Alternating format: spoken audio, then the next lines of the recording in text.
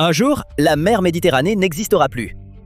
Le détroit de Gibraltar, cette mince bande d'eau que l'on aperçoit de l'autre côté par un après-midi dégagé, aura disparu. Et l'Espagne, le Portugal et le Maroc ne formeront probablement plus qu'une seule masse continentale. Ce n'est pas de la science-fiction, c'est de la géologie. Et même si ça n'arrivera que dans quelques millions d'années, le processus est déjà en cours, en ce moment même, sous vos pieds, pendant que vous regardez cette vidéo. Parlons-en. Imaginez que vous tenez un puzzle géant. La surface de la Terre, c'est comme ce puzzle, divisé en grandes pièces appelées plaques tectoniques. Ces pièces flottent sur une roche brûlante et visqueuse, loin sous terre, et elles se déplacent très lentement. L'Espagne et le Portugal, qu'on appelle ensemble la péninsule ibérique, reposent sur l'une de ces pièces. Et les scientifiques viennent de découvrir une chose remarquable. Cette pièce tourne lentement, comme l'aiguille d'une horloge, mais incroyablement lentement. Et voilà ce qui se passe avec une pièce de puzzle qui tourne. Elle ne rentre plus là où elle était. Si on essaie de la remettre, il faut rogner les bords autour. Ce serait bancal et imparfait, mais elle finirait par se caler dans une nouvelle position. Le puzzle n'aura plus jamais le même aspect. Et si vous vouliez tout maintenir ensemble pour de bon, vous prendriez la colle la plus puissante que vous ayez. Et une fois sèche, ce qui était deux pièces séparées ne forme plus qu'un seul bloc plus grand, impossible à bouger.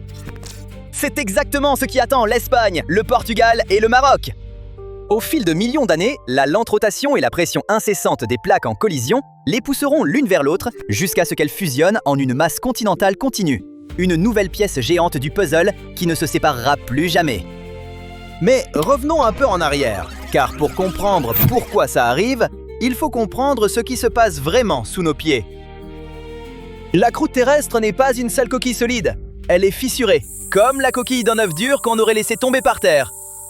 Ces fissures divisent la surface en grandes sections. Ces plaques tectoniques dont on parlait, et elles sont constamment en mouvement. Pas assez vite pour qu'on le voie, qu'on le sente, ni même qu'on le mesure sans instrument très précis. Mais elles bougent. Et deux des plus grandes, la plaque africaine et la plaque eurasienne, sont sur une trajectoire de collision au ralenti depuis des millions d'années. En ce moment, elles se rapprochent l'une de l'autre à un rythme d'environ 4 à 6 mm par an. C'est à peu près la longueur d'une fourmi. Ça paraît négligeable, non? Mais cumulez ça sur 1000 ans et vous obtenez environ 6 mètres, la longueur d'un yacht de taille honorable. Cumulez ça sur 1 million d'années et on parle de près de 6 km de mouvement. La Terre n'est pas pressée, elle n'en a pas besoin. Maintenant, si vous ouvrez Google Maps et que vous zoomez sur la pointe sud de l'Espagne, vous repérerez une toute petite bande de terre qui s'avance vers l'Afrique. C'est Gibraltar, le canal étroit qui sépare l'Europe de l'Afrique. Et quand on dit étroit, c'est vraiment étroit. À son point le plus resserré, le détroit ne fait qu'environ 14 km. Par temps clair, on peut se tenir sur la côte espagnole et voir le Maroc de ses propres yeux. Deux continents, assez proches pour presque se toucher, et qui se rapprochent chaque année. Personne aujourd'hui ne les verra jamais fusionner. Ni nos enfants, ni les enfants de nos enfants, ni personne pendant des millions de générations à venir. Mais on est là pour voir grand, alors continuons. L'endroit où se rencontrent les plaques africaines et eurasiennes, juste au sud de la péninsule ibérique, frustre les géologues depuis des décennies. Contrairement à la plupart des frontières de plaques, nettes, claires et bien cartographiées, celle-ci est floue et compliquée. Les deux plaques ne se heurtent pas proprement ici. Elles frottent, elles se chevauchent, elles poussent de côté, et le résultat est une zone chaotique de tension et de déformation que les scientifiques cherchent encore à comprendre pleinement. Pour y voir plus clair, une équipe de chercheurs a combiné deux types de données. Les relevés des satellites GPS en orbite autour de la Terre et les enregistrements des séismes survenus dans la région au cours des dernières décennies. En observant comment la croûte est comprimée et déformée à cette frontière, ils ont pu cartographier les tensions souterraines. Et ce qu'ils ont trouvé a confirmé une chose, longtemps soupçonnée, mais jamais clairement prouvée. La péninsule ibérique effectue une lente rotation dans le sens des aiguilles d'une montre.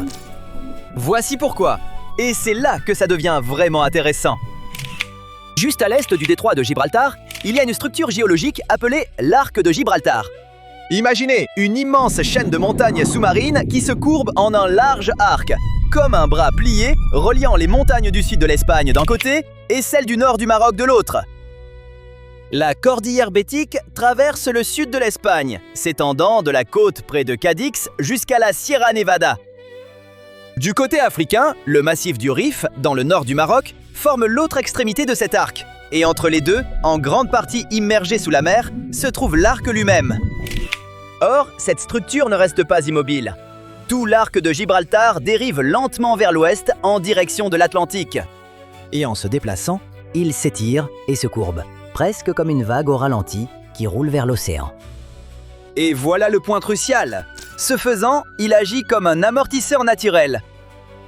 Toute cette énorme pression générée par les plaques africaines et eurasiennes qui s'écrasent l'une contre l'autre à l'est du détroit, l'arc de Gibraltar en absorbe la majeure partie. Il encaisse le choc pour que le reste de la péninsule ibérique n'ait pas à le faire. La tension est absorbée par la déformation de l'arc lui-même, au lieu d'être transmise plus loin dans les terres. Mais à l'ouest du détroit, la protection de l'arc s'arrête. Il n'y a aucun tampon, aucun amortisseur, rien entre les deux plaques en collision et le coin sud-ouest de l'Ibérie. La plaque africaine pousse directement dessus, comme si on appuyait fort sur un coin d'une porte tournante. Et c'est précisément cette pression inégale qui fait pivoter toute la péninsule dans le sens des aiguilles d'une montre. L'est est en partie protégé, l'ouest est poussé, et le résultat est une lente torsion grinçante qui s'accumule depuis des millions d'années. Maintenant, vous vous dites peut-être « D'accord, fascinant, mais qu'est-ce que tout ça a à voir avec ma vie ?» Question légitime, mais voilà, vous êtes peut-être plus proche de tout ça que vous ne le pensez. La façon la plus directe dont ces forces tectoniques se manifestent, c'est par les séismes. Le sud-ouest de la péninsule ibérique, autour de Cadix, Séville et du sud du Portugal, est l'une des régions les plus sismiquement actives de toute l'Europe de l'Ouest, justement à cause de cette pression. Et l'histoire nous a déjà montré ce qui arrive quand cette pression se libère d'un coup. En 1755, Lisbonne a été frappée par l'un des séismes les plus catastrophiques jamais enregistrés. Il a rasé la ville, tué des dizaines de milliers de personnes et déclenché un tsunami qui a traversé l'océan Atlantique. Ce séisme était le produit direct de ces mêmes forces tectoniques que décrit cette étude. Au-delà des séismes, le mouvement se manifeste aussi de façon plus subtile. Les satellites GPS sont désormais assez sensibles pour détecter que certains points précis de la péninsule ibérique se déplacent de quelques millimètres chaque année par rapport au reste de l'Europe. Et les chaînes de montagnes du sud de l'Espagne, la Sierra Nevada et la Cordillère Bétique, continuent d'être poussées vers le haut par cette compression. Techniquement, elles grandissent encore, juste bien trop lentement pour que quiconque le remarque. Idem pour le massif du Rif, de l'autre côté de l'eau, au Maroc. La rotation se produit tout autour de nous.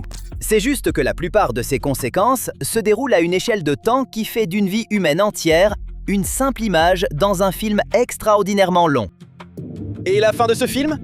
La mer Méditerranée se referme peu à peu.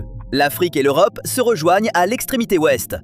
Le détroit de Gibraltar disparaît, remplacé par des montagnes, de la roche et une masse continentale continue qui s'étend de la Scandinavie jusqu'au Sahara. Ça paraît presque impossible, mais les forces qui le rendent possible sont déjà à l'œuvre en ce moment, sous vos pieds, une longueur de fourmi à la fois,